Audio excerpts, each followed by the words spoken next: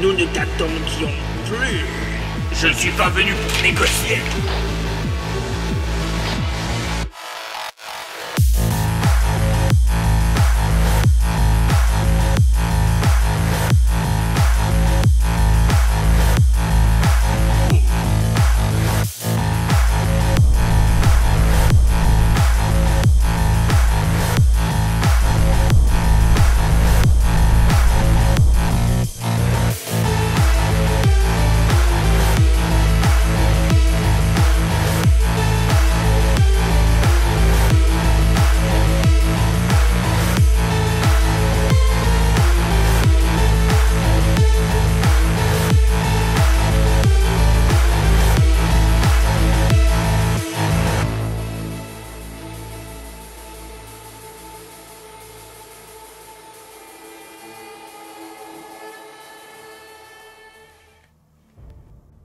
Nous, êtres humains, très certainement comme l'ensemble des animaux autour de nous, on ressent du plaisir, on ressent du bonheur à certaines sensations, du plaisir à certaines actions.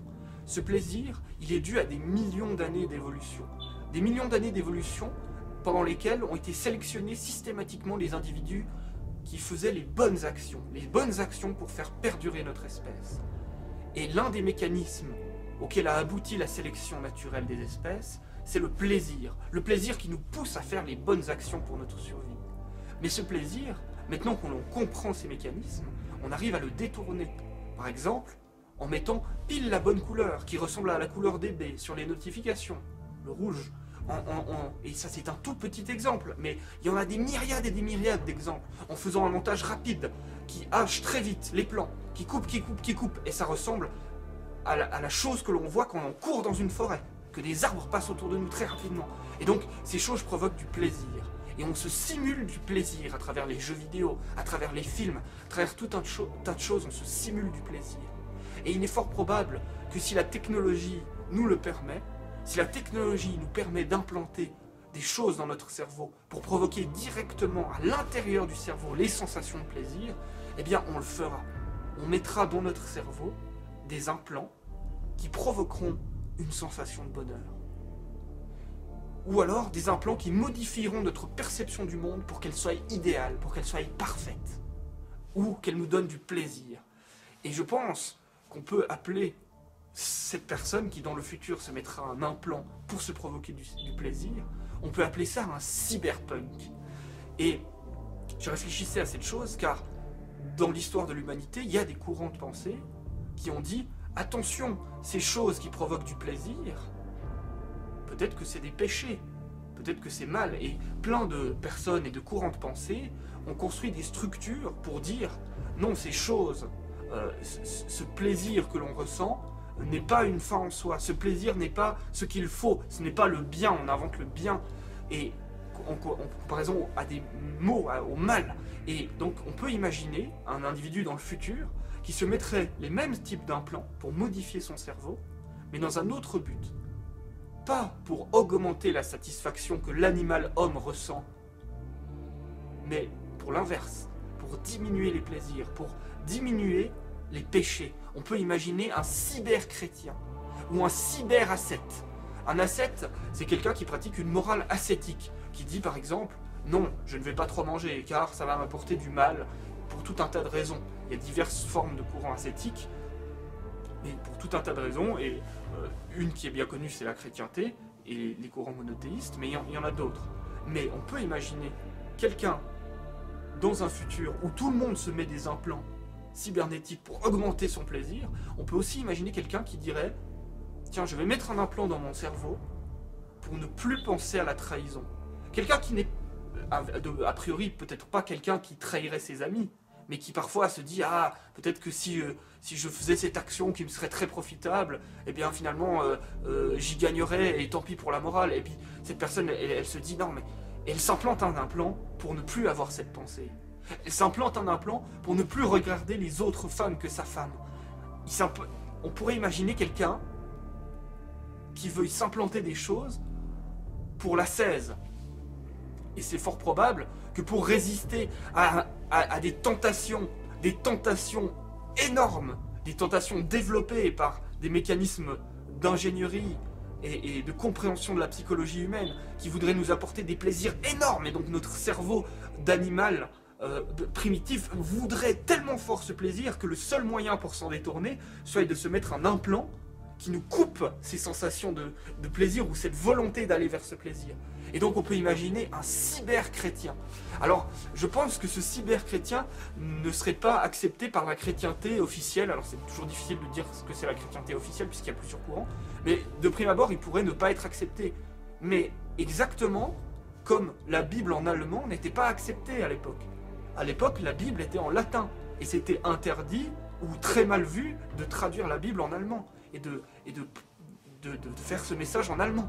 Et pourtant l'imprimerie et toutes ces technologies qui sont apparues dans notre passé, notamment l'imprimerie, a permis de diffuser la Bible en allemand, et ça a provoqué le protestantisme. Alors c'est pas la seule cause, mais c'est une des causes principales, une cause technologique. Eh bien on peut imaginer des nouveaux courants de pensée ascétique ou de pensée monothéiste qui utiliseraient les technologies de transhumanisme. Et donc on verrait peut-être un nouveau chiisme dans ces religions, qui n'est pas forcément la religion chrétienne, ça peut être une autre, et on pourrait imaginer un nouveau chiisme dans ces religions qui pousserait vers un cyberascétisme. Ou alors des cybermoralisateurs. Le cybermoralisateur, c'est celui qui, contrairement au cyberpunk, le cyberpunk, il veut absolument tous les plaisirs animaux démultipliés, tous nos plaisirs d'animal, il veut les démultiplier grâce aux technologies informatiques. Il veut se plonger dans une simulation de plaisir. Mais le cybermoralisateur, lui, il dirait les simulations de plaisir, c'est très bien, mais pas quand elles sont racistes, par exemple. On pourrait imaginer un cybermoralisateur antiraciste. Et donc on pourrait imaginer l'émergence d'une puce qui inhibe une fonction du cerveau. Une fonction qui est peut-être la peur de l'étranger, la peur de ce qui est inconnu. Comment ça s'appelle déjà ?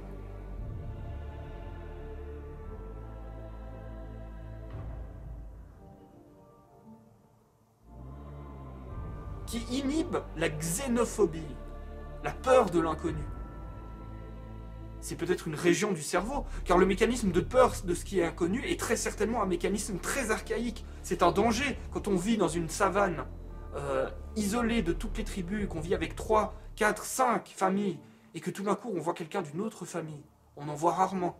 C'est peut-être un assassin, peut-être quelqu'un qui veut nous attaquer. Et donc je pense que cette peur archaïque de l'inconnu vient de là, vient du fait que c'est toujours un danger potentiel, quelqu'un qu'on ne connaît pas.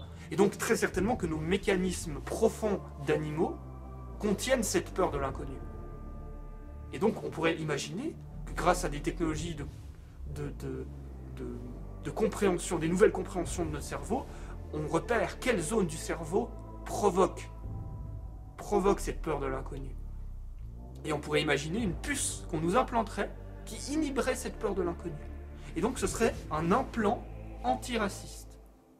Ce serait peut-être formidable pour certains. Et on peut imaginer que les gens se mettent à s'implanter cet implant. Qu'on ait toute une série d'implants qui seraient dits les implants d'inhibition des choses amorales.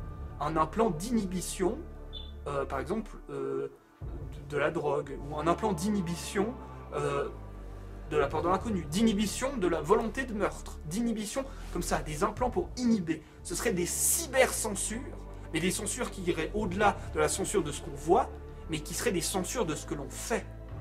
On censurerait la pensée des gens par des implants. Et qu'est-ce qui se passerait si on mettait sur le commerce un implant de cyber-censure de la pensée raciste, de la pensée de la peur de l'étranger? Eh bien, peut-être que les gens se mettraient à la mettre. Et ceux qui ne veulent pas la mettre, qu'est-ce que ça veut dire sur eux? Qui sont racistes, peut-être. Et donc on pourrait imaginer comme ça un État, ou une structure sociétale, qui irait vers les gens qui ne veulent pas mettre cette puce, et qui les punirait, qui dirait, si vous ne vous mettez pas cette puce antiraciste, nous vous condamnons pour racisme. Si vous ne mettez pas cette puce anti-pédophilie, nous vous condamnons comme pédophilie. Si vous ne mettez pas cette puce anti-viol, anti-domination masculine, Nous vous condamnons pour domination masculine. Si vous ne mettez pas cette puce, d'adoration de la nation, parce que ça peut aller dans tous les sens, ce genre de cyberfascisme, on pourrait dire, c'est plutôt un cyber-autoritarisme. Non, quoique cybercensure, c'est bien, mais ce qui est problématique avec la cybercensure, c'est que la censure, c'est vraiment les choses à l'extérieur. C'est les informations qu'on perçoit qui sont censurées. Alors que là, c'est vraiment une censure qui vient de l'intérieur. Une censure des comportements, une censure comportementale, une cyber-censure comportementale. Je pense que c'est peut-être ça le bon mot. Mais on pourrait imaginer, donc, un contrôle comme ça des pensées. Et donc voilà, je vous offre ce petit plateau repas de concepts cyber, la cyber-censure des comportements, le cyber-chrétien, le cyberpunk qui sera très certainement les premières étapes. Quoique non, la première étape ce sera la cyber-amélioration, puisqu'on est plus addict à s'améliorer qu'à avoir du plaisir peut-être. Quoique le plaisir de s'améliorer, c'est certainement ça qui nous pousse à s'améliorer.